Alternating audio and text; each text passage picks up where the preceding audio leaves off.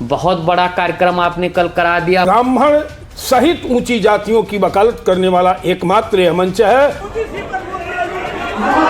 कि आपने भाजपा से ब्राह्मण समाज के लोगों का सौदा कर लिया है। सवर्ण समाज वोट भारतीय जनता पार्टी को दिया, सवाल किससे करने जाएंगे? मानते हैं ब्राह्मणों ने वोट सिर्फ भाजपा को दिया है? निश्चित रूप से 99% कहूंगा कि भाजपा को दिया है। बता जो सबसे कैसे सेटिंग हो गई, प्रभारी प्रदेश अध्यक्ष दोनों आ गए आपके मंच पे। मैं बुलाया वो आए, इधर से धन्यवाद देता हूँ। अलंकार को रोक दिया गया जैसे यूजीसी और SC/ST एक्ट पे।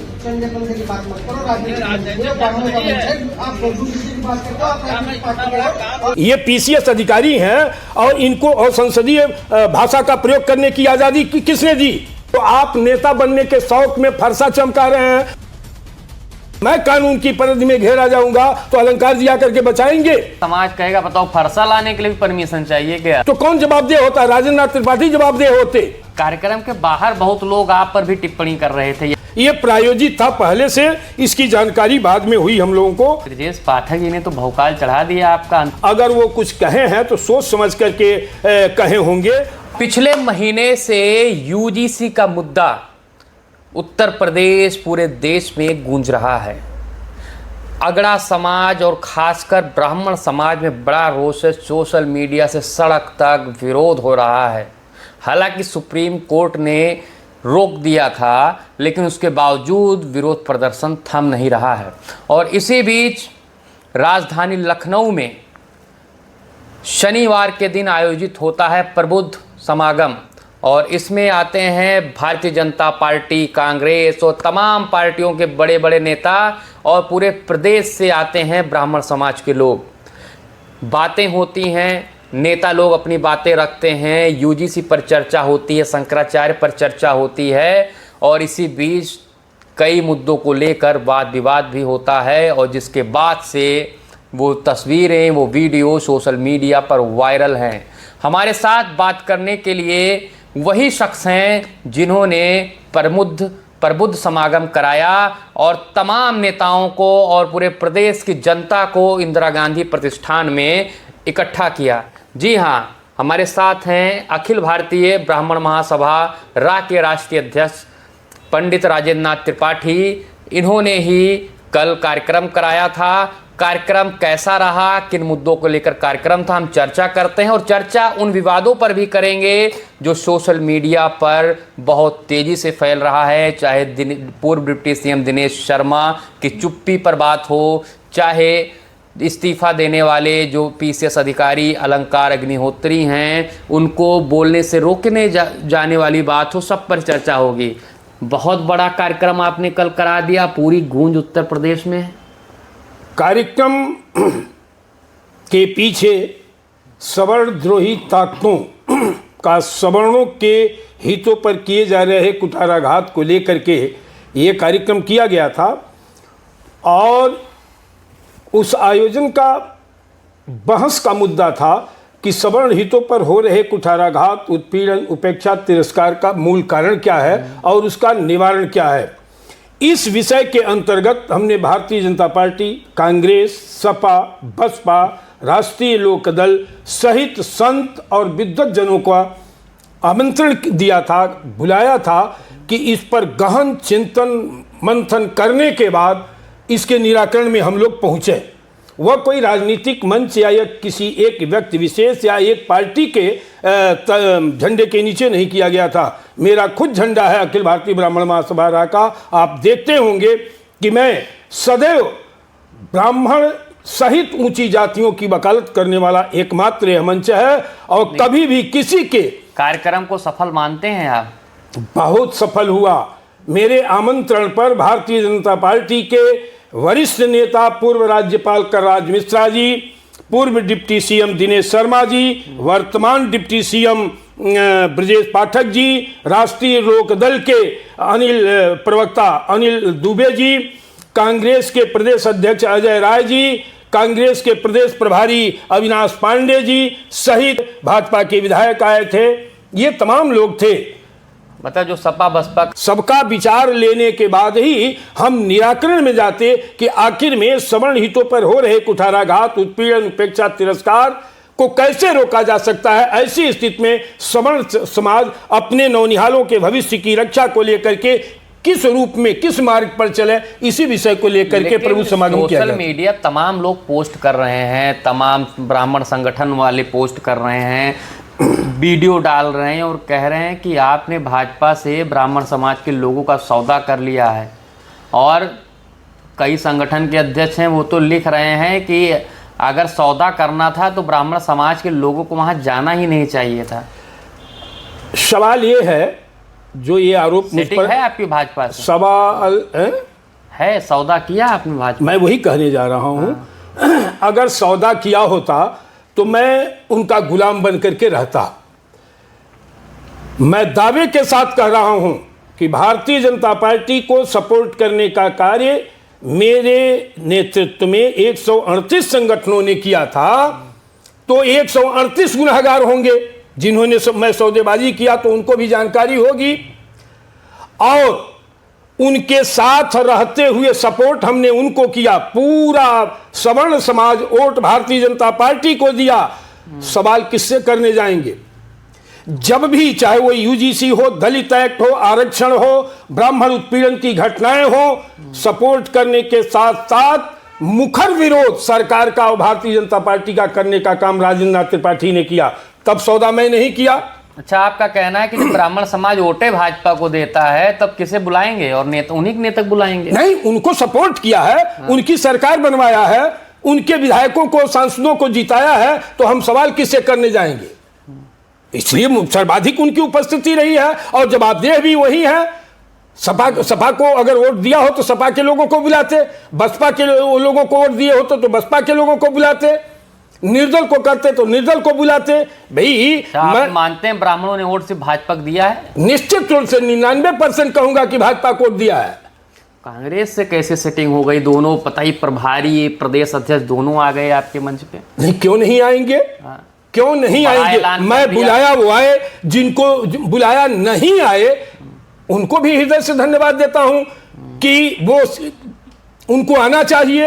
अगर नहीं आए तो किन कारणों से आए वो जवाब देंगे, जनता उनसे पूछे। सोशल मीडिया पर जो ये चीजें लिख रहे हैं कि आपने सौदा कर लिया, उन्हें एक लाइन में आप क्या जवाब देना चाहते हैं? मैं यही कहूंगा कि वो अज्ञानी है, उन्हें ज्ञान नहीं है, उनको अध्ययन करना चाहिए। और 27 साल के राजेंद्र नाथ त्रिपाठी के ब्राह्मण कार्यों को देखते हुए अपने बैनर के तहत उनसे उनको सीख ले लेनी चाहिए। अब वो सोशल मीडिया पर तमाम वक्ता हैं, तमाम विचारधारा के लोग हैं, आसान है बोलना, उसको प्रैक्टिकल रूप में जमीन पर उतारना कार्य कठिन है। आपका कहने का मतलब है कि वो लोग भी कार्यक्रम करें? सबको करना चाहिए। आज राजेंद्र नाथ त्रिपाठी किए हैं, और भी सवर्ण संगठन लोग चलाने वाले लोग हैं, वो करें, बुलावे, मैं उसमें आऊंगा और उनके मंचों से इसका जवाब दूंगा। वो सवाल करेंगे, मैं जवाब दूंगा। जवाब ही तो आपने मांगने नहीं दिया। बताइए, डिप्टी सीएम, पूर्व डिप्टी सीएम दिनेश शर्मा जी बोल ही नहीं पाए कुछ, जनता पूछती रही यूजीसी। आदरणीय दिनेश शर्मा जी अपनी पूरी बात कहे, उसका श्रवण करना चाहिए। देखिए, यूजीसी पर नहीं बोले वो? नहीं, मैं बता रहा हूं, बोलते ही बोलेंगे, कौन नहीं बोला, सारे लोग बोले। सुनना चाहिए सबकी बातों को।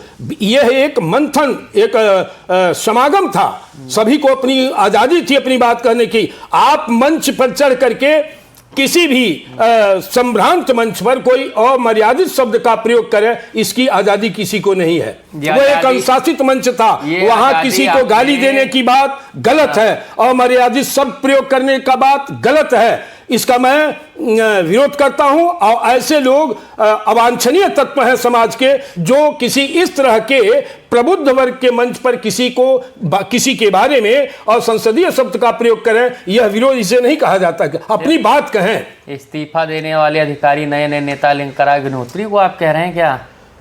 जो भी वहां उनके अलावा किसी ने अमर्यादित शब्द का प्रयोग नहीं किया। क्या उन्हीं को यूजीसी से दर्द है? यह देश के समाज के लिए नौकरी छोड़ दिए। बताइए, आपने उन्हें बोलने से रोक दिया। इसके नहीं, सोशल मीडिया पे बोला जा रहा है। नहीं, ये गलत बोला जा रहा है। सबसे पहले उनके बारे में मैं बताऊं कि जिस दिन वो इस्तीफा दिए, देश का इकलौता ब्राह्मण नेता हूं कि उस समय मैं पहुंचा था, अकेले सबसे पहले पहुंचा। उसके बाद यूजीसी के मुद्दे पर उनके साथ रहा। यूजीसी के मुद्दे पर देश का सारा सवर्ण आहत है, सवर्ण भी साथ है, लेकिन आप उसका दुरुपयोग मत करिए ना। आपको ये आजादी थोड़ी ही ना कि गाली दे करके किसी को अपमानित करिए और संसदीय भाषा का प्रयोग करिए। कार्यक्रम का हाई प्रोफाइल कराने के लिए आपकी सेटिंग तो नहीं थी? आपने अलंकार को बुलाया भी, फिर उन्होंने ऐसा तगड़ा भाषण दिया, लोग उनके सपोर्ट में आ गए। नहीं, इस तरह का मैं षड्यंत्रकारी नहीं हूं।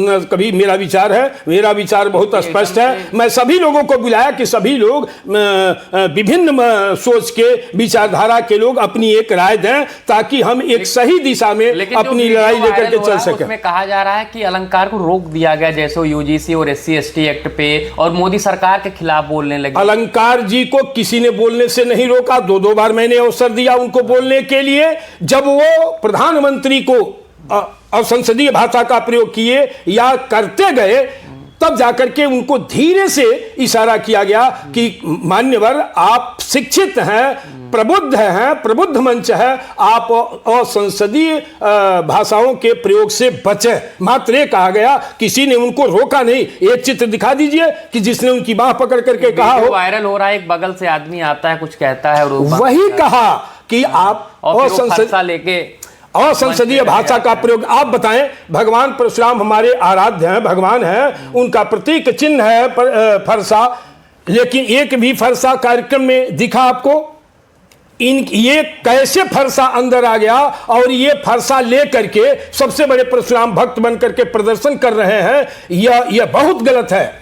मैं ये नहीं, इनसे ये उम्मीद नहीं थी कि आप इस तरह का उद्दंडता और छोटी हरकत करने का कार्य करेंगे। माननीय दिनेश शर्मा हो चाहे ब्रजेश पाठक हो, उनकी भी एक सीमा है, और सीमा में रह करके आए दिन जितना ब्राह्मणों का सवर्णों का काम करते हैं, देश में किसी नेता को बता दीजिए जो कैंप करके अपने दरवाजे पर पीड़ित ब्राह्मणों को, जरूरतमंद ब्राह्मणों को, सवर्णों को न्याय दिलाने का काम करता हो। मैं जाता रहता हूं, देखता रहता हूं।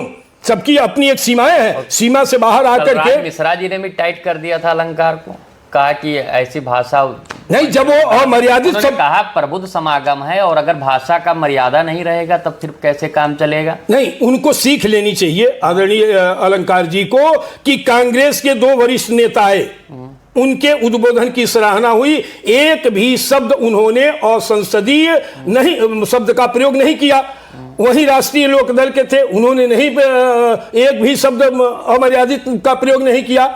ये PCS अधिकारी हैं और इनको असंसदीय भाषा का प्रयोग करने की आजादी किसने दी?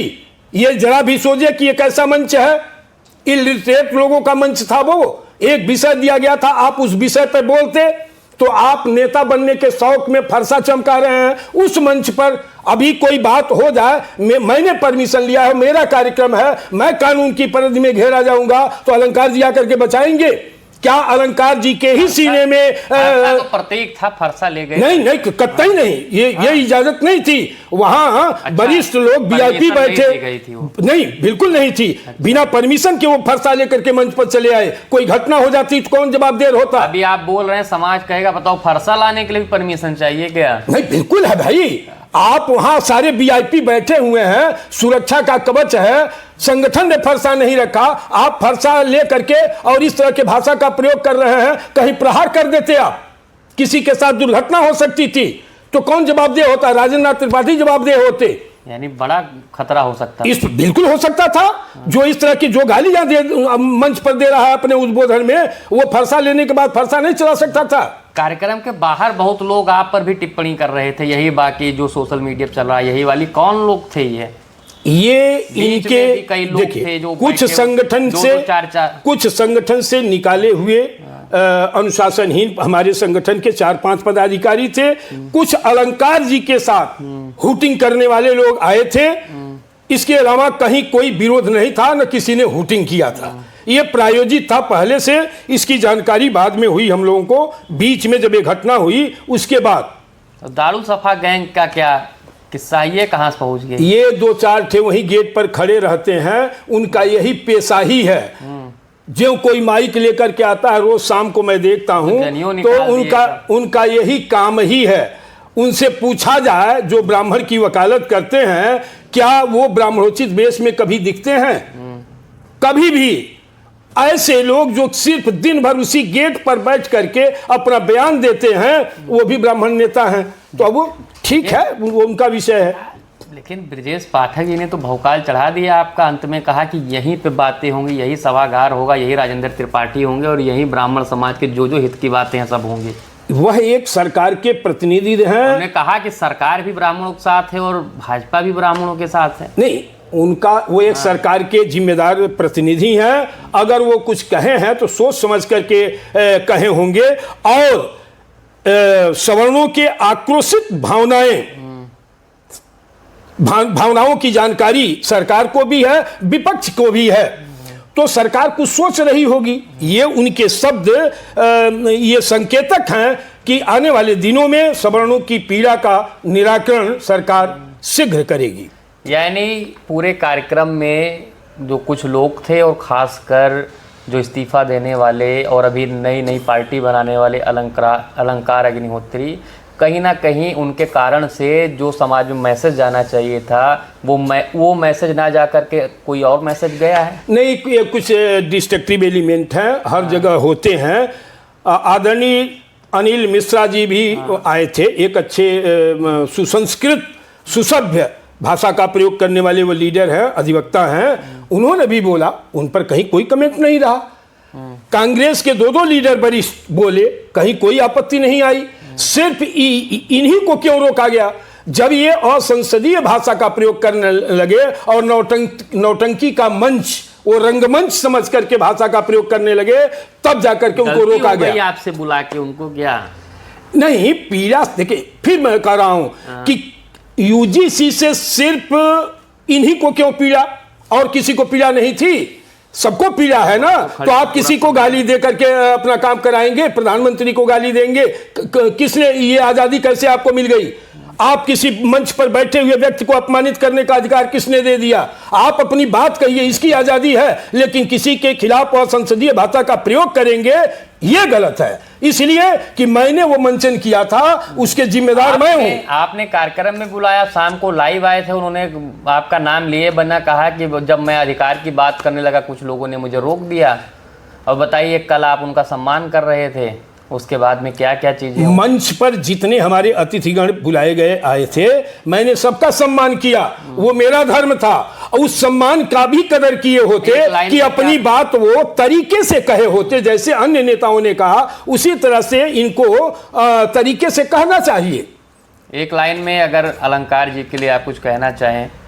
वो मेरे छोटे भाई हैं। मेरा सुझाव है कि आप जो सोच करके फील्ड में आ रहे हो, इस तरह से सस्ती लोकप्रियता तो आपको मिल जाएगी सोशल साइट पर, लेकिन धरातल पर आपको नहीं मिलेगा। और मेरा सुझाव है कि इस तरह के गंभीर मुद्दों को सभी लोगों को साथ लेकर के चलने का कार्य करिए। अन्यथा आने वाले दिनों में ये राजनीतिक दल कहेंगे कि एकजुट होने की जगह ये आपस में बंटने का कार्य किया जा रहा है। जो भी भाई हैं और जो संगठन चलाते हैं, उन सभी से निवेदन है कि यूजीसी जैसे मुद्दे पर, आरक्षण जैसे मुद्दे पर, दलित ऐक्ट जैसे मुद्दे पर बंटने का संदेश न दें, एकजुट रहने का कार्य करें। समाज को क्या कहना चाहते हैं जो आपके खिलाफ लिख रहे हैं और बहुत सारी चीजें कह रहे हैं उस समाज के बारे में? मैं अपने समाज के भी लोगों से हाथ जोड़ करके प्रार्थना करता हूं कि 27 साल से आपके हितों की रक्षा के लिए एक सजग प्रहरी के रूप में कार्य कर रहा हूं।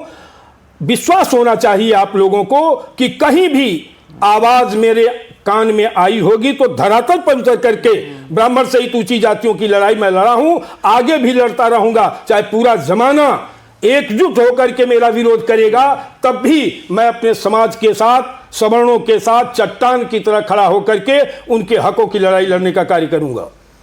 तो सुना आपने, हमारे साथ पंडित राजेंद्र नाथ त्रिपाठी थे, जिन्होंने कल एक बड़ा कार्यक्रम कराया। कार्यक्रम में बहुत सारी चीज़ें हुई जिसको लेकर हमारी इनकी बातचीत हुई। उन्होंने कहा कि कार्यक्रम का जो मैसेज था वो कुछ और जाना चाहिए था, हालांकि लगभग मैसेज गया, लेकिन बीच में एक दो चीज़ें ऐसी हुई जिसके चलते कुछ विवाद हुआ जो कि नहीं होना चाहिए था। कैमरामैन आलोक के साथ हरवन मिश्रा, ITTV भारत।